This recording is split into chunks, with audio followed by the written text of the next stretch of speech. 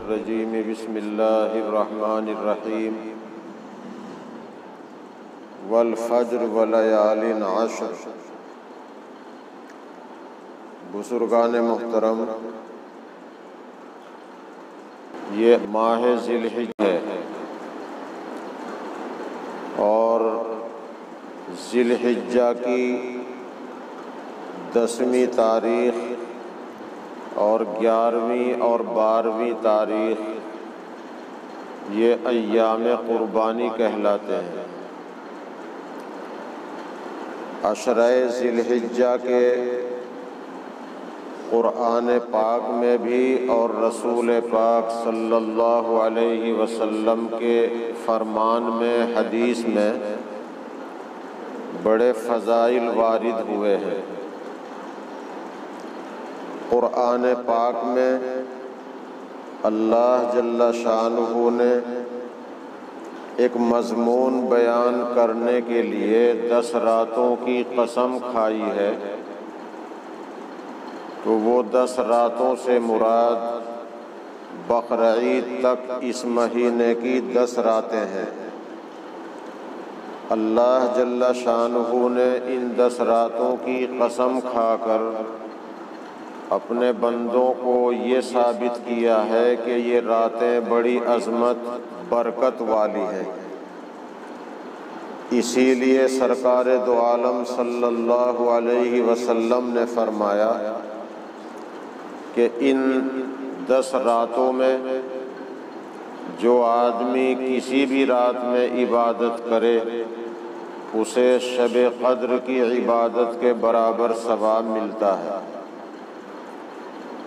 حدیث شریف میں ہے کہ سال کے اندر 5 راتیں ایسی ہیں کہ جو آدمی ان 5 راتوں میں عبادت کر لے تو اللہ جل شانہ اس کی بخشش اور مغفرت کر دیتا ہے۔ ان 5 راتوں میں ایک رات بقرعید کی رات ہے، دوسری رات عرفے کی رات ہے، اور تیسری شب برات اور چوتھی شب قدر اور 5ویں عید الفطر کی رات۔ نمبر 1 شب برات، نمبر 2 شب قدر، نمبر 3 عید والی رات، عید کی چاند رات، اور نمبر 4 عرفے کی رات، نمبر 5 بقرعید کی رات۔ سال کے اندر ان 5 راتوں میں جو شخص عبادت کر لے تو اللہ اس کی مغفرت کر دیتا ہے۔ حدیث شریف میں ہے کہ بقرعید سے پہلے 9 دن ان میں روزہ رکھنا مسنون اور مستحب ہے۔ چاند کی 8 تاریخ تک جو شخص کسی دن کا روزہ رکھے اسے 1 سال کے نفلی روزوں کے برابر ثواب ملتا ہے، اور عرفے کے دن کا روزہ رکھنے پر 2 سال کے نفلی روزوں کے برابر ثواب ملتا ہے، اور 2 سال کے گناہوں کی تلافی ہو جاتی ہے، 2 سال کے گناہ معاف ہو جاتے ہیں، 2 سال کے گناہوں کا کفارہ ہو جاتا ہے، اور 1 سال کے پچھلے گناہ معاف ہوتے ہیں، 1 سال کے پیشگی اگلے گناہ معاف ہو جاتے ہیں۔ عرفے کا دن بقرعید سے پہلا دن ہے، چاند کی 9 تاریخ۔ اس کے علاوہ سال بھر میں کوئی دوسرا دن عرفہ نہیں۔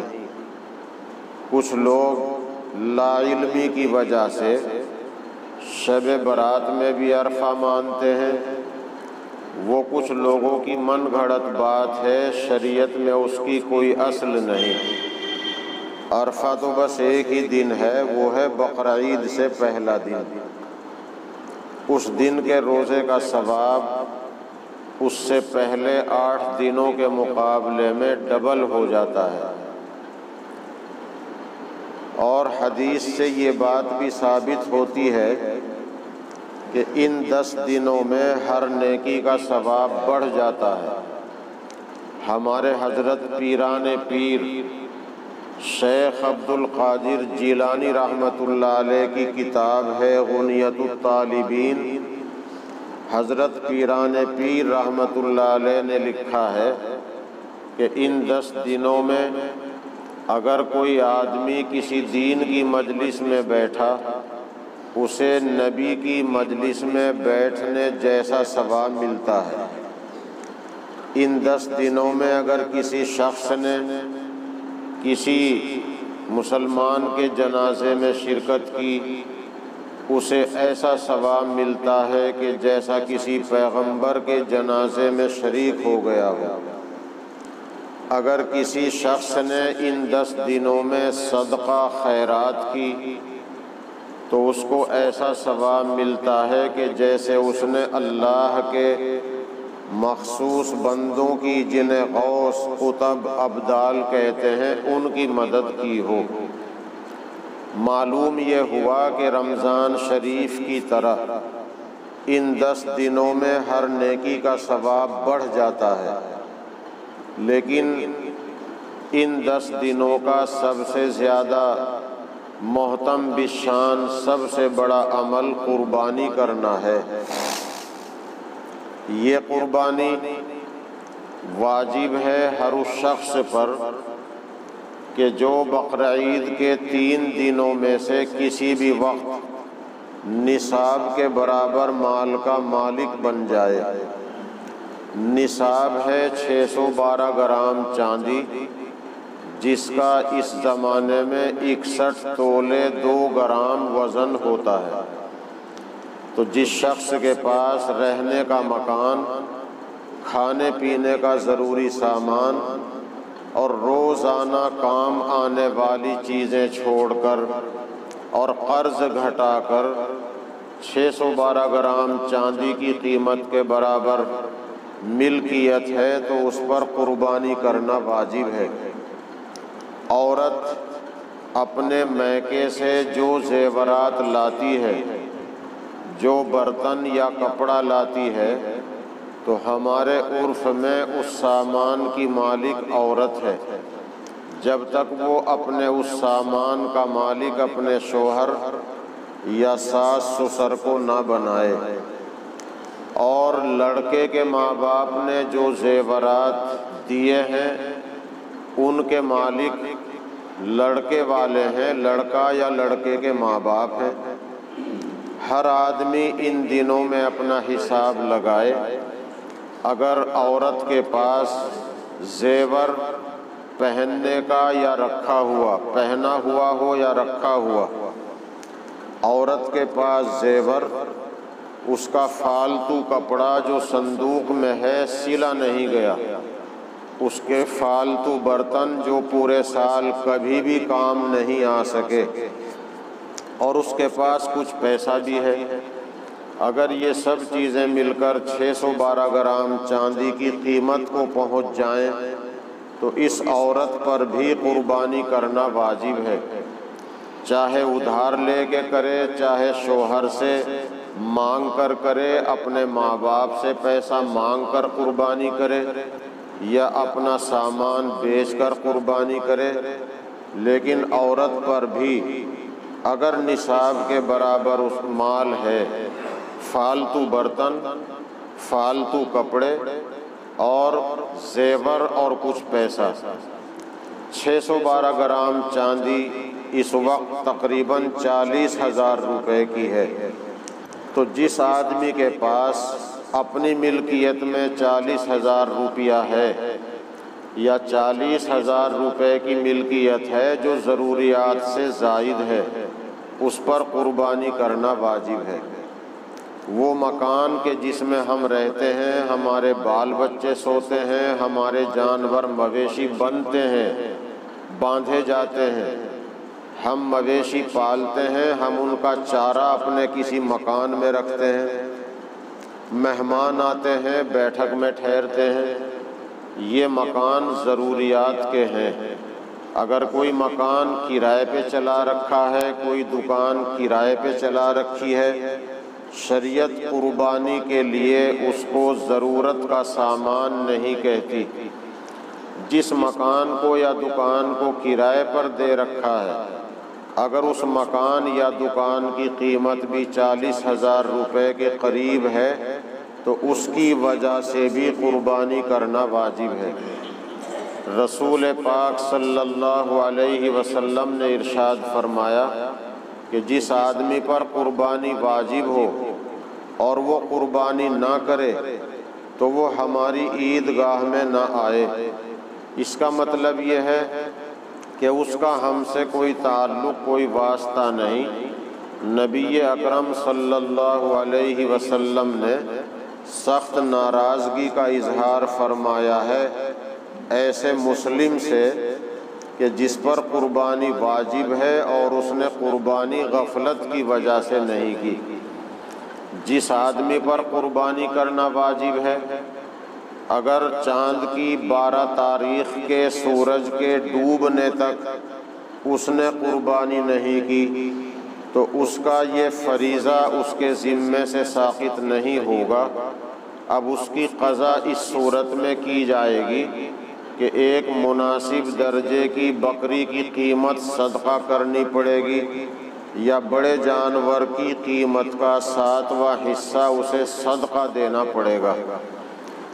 تو جس طرح نماز اگر ٹائم پہ نہیں پڑھی اس کی قضا لازم ہے، اگر قربانی وقت پر نہیں کی تو اس کی قضا اس صدقے کی صورت میں کرنا بھی لازم رہے گا۔ قربانی کو قربانی اس لیے کہا جاتا ہے کہ اس عمل کے ذریعے بندے کو اللہ کا قرب حاصل ہوتا ہے۔ اللہ جل شانہ فرماتے ہیں لن ینال اللہ لحومها ولا دماؤها ولکن ینالہ التقوی منکم۔ اے میرے بندو، میرے پاس تمہاری قربانیوں کے گوشت، ان کی پوست، ان کا خون وغیرہ نہیں پہنچتا، اللہ کے پاس تمہاری نیتیں، تمہارا تقوی پہنچتا ہے۔ اس سے یہ معلوم ہوا کہ قربانی کرنے والوں کی نیتوں کا صحیح ہونا ضروری ہے۔ قربانی بہت نازک عمل ہے، تھوڑی سی کوتاہی پر قربانی رد بھی ہو جاتی ہے۔ بڑے جانور جن میں 1 سے لے کر 7 تک شریک ہونے کی اجازت ہے، آپ جانتے ہیں کہ بکرا، بکری، بھیڑ، دمبا، یہ تو ایک ہی آدمی کی طرف سے ہوگا اور ان کی عمر کا عقیقے کے لیے اور قربانی کے لیے 1 سال ہونا ضروری ہے۔ اگر بکرا، بکری، بھیڑ، دمبا 1 سال سے 1 بھی دن کم ہو تو اس کی قربانی کرنا اور عقیقے میں اس کو ذبح کرنا جائز نہیں، سوائے دمبے کے۔ دمبے کے لیے اور بعض علماء نے بھیڑ کو بھی لکھا ہے کہ اگر یہ جانور جسے دمبا کہتے ہیں 6 مہینے سے اوپر کا ہو لیکن فربا اتنا ہو کہ سال بھر کا معلوم ہوتا ہے تو اس کی قربانی اور عقیقے میں اس کو ذبح کرنے کی اجازت ہے۔ باقی جانوروں کی جتنی عمر کا ہونا شرط ہے، اگر جانور قربانی کے دن اس عمر سے 1 بھی دن کم ہوگا تو قربانی جائز نہیں۔ اونٹ کے بارے میں لکھا ہے کہ اس کی عمر 5 برس سے 1 بھی دن کم نہ ہو۔ اور یہ بات بھی یاد رہے، آج کل غیر مقلدین جو اپنے کو سلفی کہتے ہیں یا اپنا نام انہوں نے انگریزوں کا دیا ہوا نام اہل حدیث رکھ لیا ہے، وہ کہتے ہیں کہ اونٹ میں 10 آدمی بھی شریک ہو سکتے ہیں۔ یہ شریعت کے اور اہل السنت والجماعت کے مسلک کے خلاف ہے۔ مسئلہ یہ ہے کہ جن بڑے جانوروں میں 1 سے زیادہ آدمی کے حصہ لینے کی اجازت ہے، ان جانوروں میں زیادہ سے زیادہ 7 آدمی شریک ہو سکتے ہیں، چاہے وہ اونٹ ہی کیوں نہ ہو۔ تو جس جانور میں 1 سے زیادہ آدمی کا شریک ہونا جائز ہے، اس کے لیے کئی شرطیں ہیں۔ ایک شرط یہ ہے کہ اگر کسی جانور میں ایک سے زیادہ آدمی حصہ لے رہے ہیں تو سب کی نیت کا صحیح ہونا لازم ہے، کسی ایک کی نیت خراب نہ ہو، لوگ دکھاوا کرنے کی نیت نہ ہو، صرف گوشت کھانے کی نیت نہ ہو۔ یہ گوشت اللہ کی طرف سے تحفہ ہے، تبرک ہے۔ پہلے زمانے میں پہلی امتوں کی جو قربانیاں ہوتی تھیں ان کا گوشت کھانا جائز نہیں تھا۔ یہ تو محمد الرسول اللہ صلی اللہ علیہ وسلم کی برکت ہے کہ ان کی امت کو اللہ نے اپنی طرف سے بطور تحفہ قربانی کے گوشت کو بطور تحفے کے دیا ہے، لیکن ہماری نیت قربانی میں گوشت کھانے کی نہ ہو بلکہ صرف اللہ کا حکم بجا لانا، اس کو راضی کرنا ہماری نیت ہو۔ تو جس جانور میں ایک سے زیادہ آدمی شریک ہو رہے ہیں، ایک شرط یہ ہے کہ سب کی نیتیں صحیح ہوں۔ ایک شرط یہ ہے کہ کسی کی کمائی یعنی وہ پیسہ جو اس نے قربانی کے جانور میں حصہ لینے کے واسطے دیا ہے وہ پیسہ حرام کمائی کا نہ ہو۔ اگر کسی ایک شریک نے قربانی کا حصہ کرنے کے لیے ناجائز کمائی کا پیسہ دیا تو نہ اس کی قربانی ہوگی نہ اس کے ساتھیوں کی قربانی ہوگی۔ تو ایک شرط یہ ہے کہ جو پیسہ قربانی کا حصہ کرنے کے لیے دیا جا رہا ہے وہ پیسہ حلال ہو، جائز کمائی کا ہو۔ اگر کسی بھائی کے پاس جائز پیسہ نہیں، حلال کمائی کا پیسہ نہیں اور قربانی کرنا چاہتا ہے اللہ کو راضی کرنے کے لیے، تو ناجائز پیسہ دے کر اپنی اور اپنے ساتھیوں کی قربانی کو رد نہ کرے۔ وہ کسی سے پیسہ ادھار لے کر قربانی کے حصے میں ادا کرے۔ وہ کسی آدمی سے پیسہ ادھار لے اور قربانی کے جانور میں حصے دار بن جائے۔ اب سوال یہ پیدا ہوگا کہ جس نے ادھار دیا ہے اسے وہ ادھار کہاں سے ادا کرے گا؟ اس کے پاس تو ناجائز کمائی ہے۔ تو اس کا جواب یہ ہے کہ جس آدمی نے ناجائز کمایا ہے ناجائز کمانے کا گناہ اس کے سر ہوگا، اور جس نے اس کو ادھار دیا ہے وہ اپنا ادھار وصول کر رہا ہے، اس کو اس سے کوئی سروکار نہیں کہ یہ قرض دار پیسہ کہاں سے کما کے لایا ہے۔ اس نے ناجائز کمایا، سٹا لگایا، اس نے اسی طریقے سے کوئی اور طریقہ ناجائز کمائی کا اختیار کیا، اس نے بیاج لیا، اس کا گناہ اسی کے سر ہوگا۔ تو ادھار پیسہ لے کر قربانی میں حصہ لے لے مگر ناجائز کمائی کا پیسہ اس میں نہ دے۔ یہاں پر ایک مسئلہ یہ بھی ذہن میں رہے، بعض لوگ یہ سمجھتے ہیں کہ ادھار پیسہ لے کر حصہ نہیں لگتا۔ اگر کسی آدمی کے پاس قربانی واجب ہے لیکن پیسہ اس وقت نہیں ہے، ملکیت ہے لیکن نقد پیسہ نہیں، تو اس پر قربانی واجب ہے۔ اگر وہ کسی سے پیسہ ادھار لے کر کرے گا تب بھی قربانی جائز ہے، اور جو آدمی غریب ہے اس پر قربانی واجب نہیں لیکن اس کا بھی دل چاہتا ہے کہ میں قربانی کروں، وہ بھی کسی سے ادھار پیسہ لے کر قربانی کرے گا تو اس کی بھی قربانی قبول ہو جائے گی۔ ایسا نہیں ہے کہ ادھار پیسہ لے کر قربانی قبول نہ ہو، بلکہ جس آدمی کے پاس موقع نہیں اور وہ ادھار لے کر کر رہا ہے اور ادھار ادا کرنے کی گنجائش بھی ہے، اب نہیں 10 دن میں، 15 دن میں، مہینے میں، جتنے دن کی گنجائش ہو، پکا وعدہ کر کے پیسہ ادھار لے کر قربانی کر سکتا ہے۔ اس میں کوئی حرج کی بات نہیں، بلکہ اور ثواب زیادہ ملے گا کہ اس کا موقع بھی نہیں تھا، ادھار لے کر اللہ کو راضی کرنے کے لیے قربانی کی ہے تو ثواب اور بڑھ جائے گا۔ تو جس جانور میں ایک سے زیادہ شریک ہیں اس میں کتنے حصے دار ہو سکتے ہیں؟ اگر ایک آدمی پوری بھینس کرنا چاہے، پورا اونٹ کرنا چاہے، آدمی اکیلا کرنا چاہے اکیلا بھی کر سکتا ہے، اور اپنے گھر والوں کے زندوں کے مرحومین کے حصے رکھنا چاہے تو 1 سے لے کر 7 تک حصے بھی رکھ سکتا ہے۔ 2 آدمی مل کر 2 حصوں میں کرنا چاہیں 2 بھی کر سکتے ہیں۔ 3 آدمی مل کر 3 برابر حصوں میں کرنا چاہیں 3 بھی کر سکتے ہیں۔ کم زیادہ کر کے 7 بھی کر سکتے ہیں، کسی کے 4 کسی کے 3، کسی کے 6 کسی کا 1، کسی کے 5 کسی کے 2، کسی کے 3 کسی کے 4۔ تو اس طریقے سے کم زیادہ کر کے بھی کر سکتے ہیں۔ اگر 4 آدمی کرنا چاہیں، 5 کرنا چاہیں، 6 کرنا چاہیں 6 بھی کر سکتے ہیں۔ آخری درجہ 7 کا ہے۔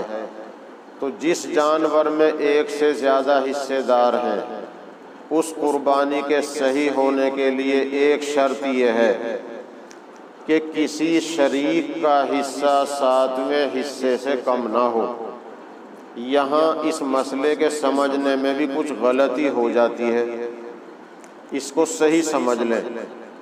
کسی کا حصہ 7ویں حصے سے کم نہ ہو، اس کا مطلب یہ ہے کہ جانور کی جتنی قیمت بنتی ہے، مان لیا ہم نے ایک جانور 14,000 کا ہے تو اس کا 7واں حصہ 2,000 روپیہ بنا۔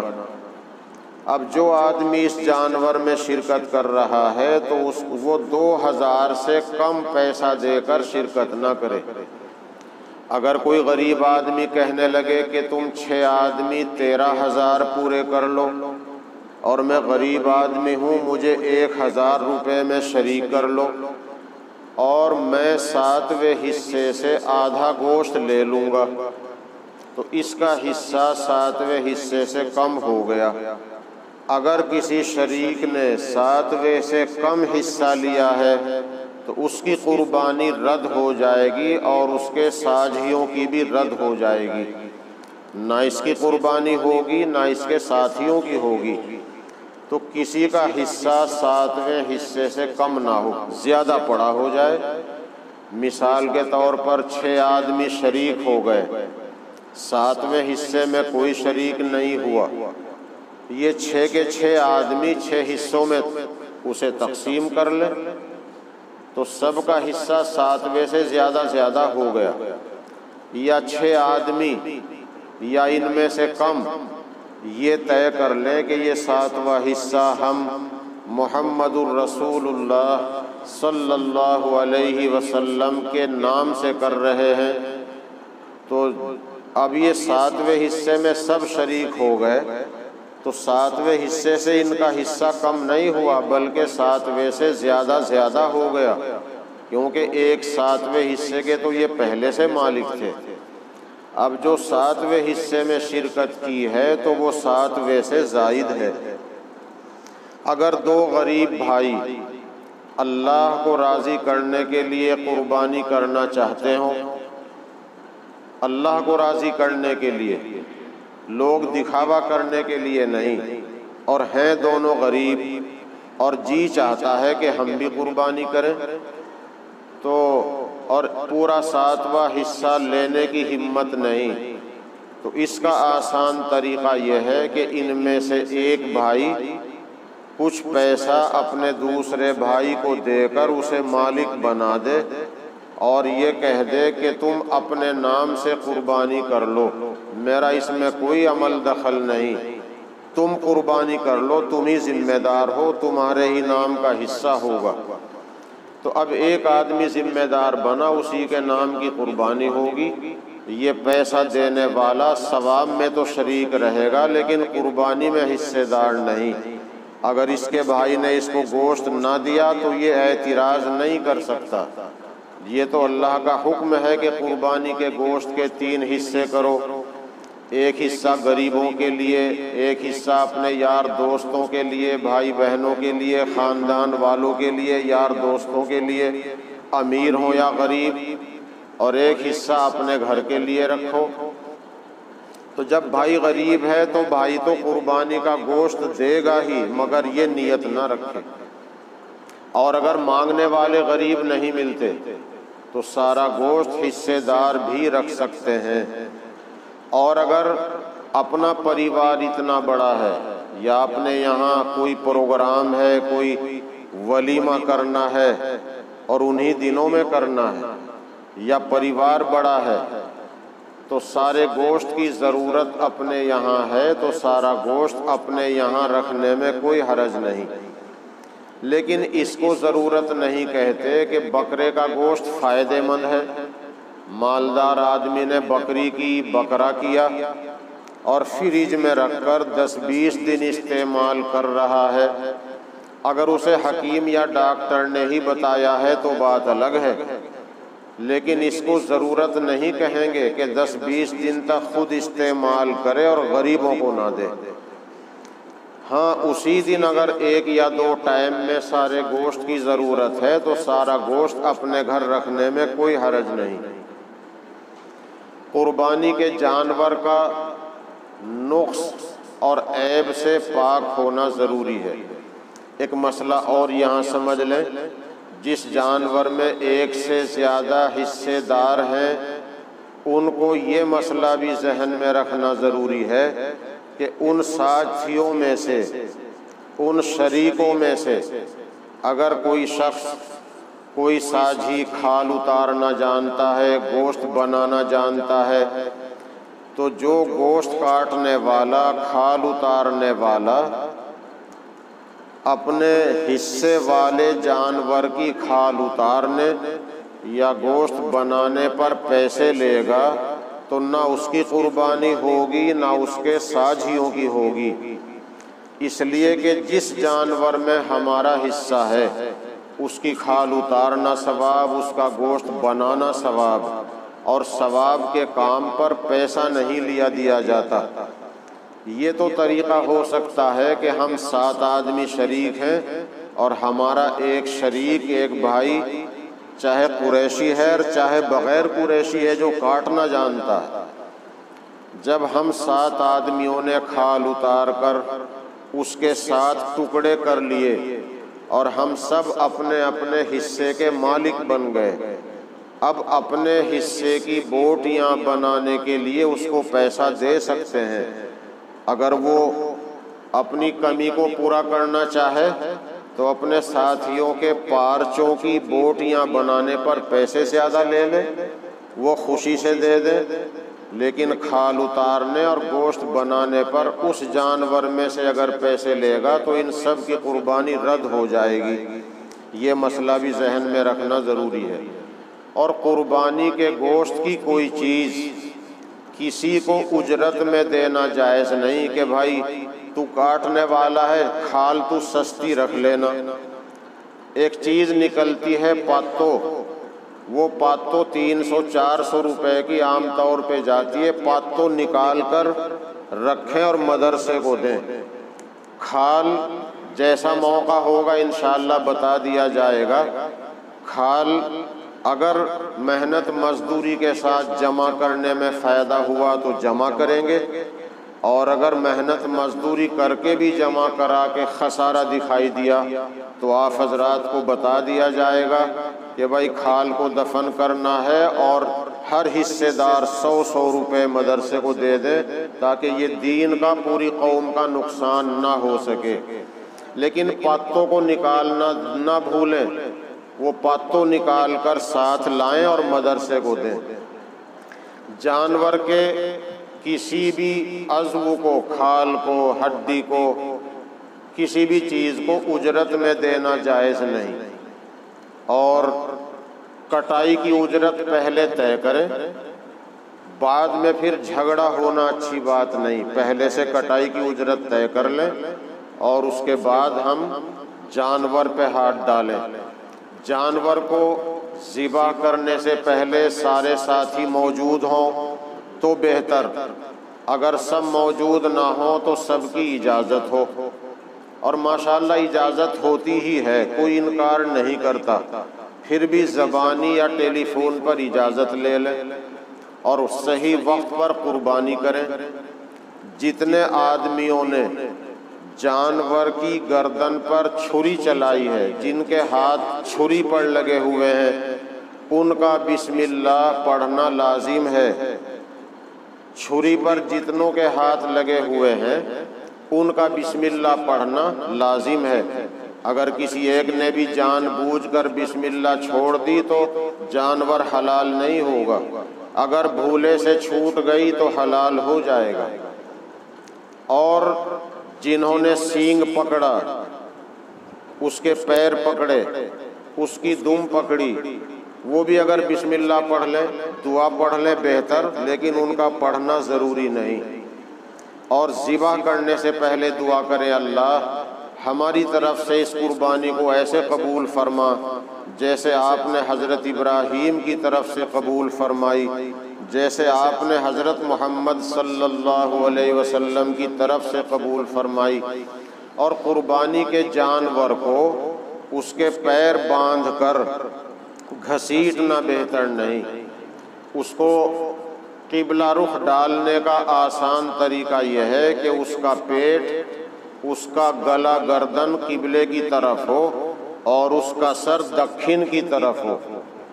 آپ سمجھ گئے، اس کی گردن، اس کا پیٹ کعبے کی طرف ہو گیا، اس کے پیر قبلے کی طرف ہو گئے اور سر اس کا دکھن کی طرف ہو، یہ ہے بہتر طریقہ۔ لیکن اگر کوئی جانور کسی اور رخ پر گر گیا تو اسے پیر باندھنے کے بعد گھسیٹنا اس کی بے حرمتی ہے۔ جدھر کو چاہو ذبح کر دو، ہر طرف حلال ہے۔ یہ مسئلہ بھی ذہن میں رہے۔ دوسرے، اس کی احتیاط رکھیں کہ چھری تیز ہو اور ایک جانور کو دوسرے کے سامنے ذبح نہ کیا جائے، پردے کا اہتمام ہو۔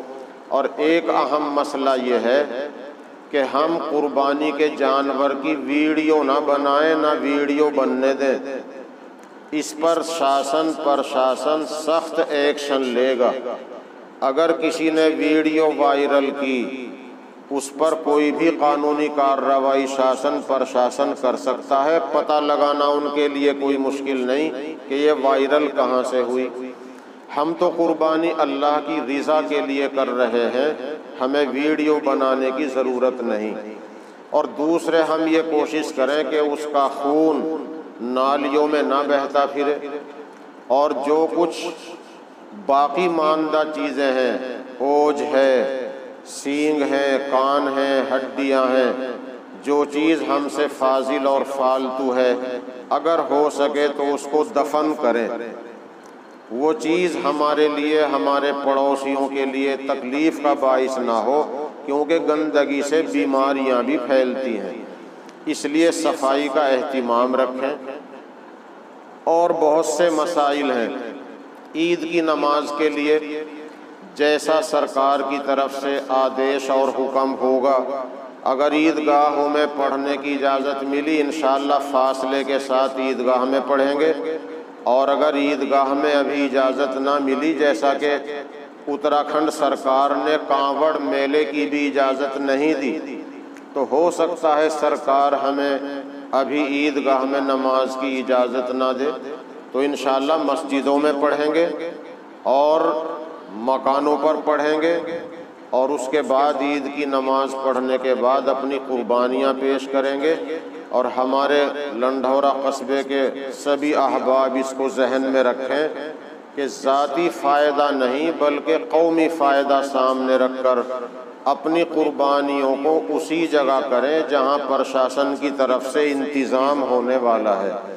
اللہ تعالیٰ اپنے فضل و کرم سے قبول فرمائے اور ہمارے تہوار کو آسان فرمائے۔ وآخر دعوانا ان الحمد للہ رب العالمین۔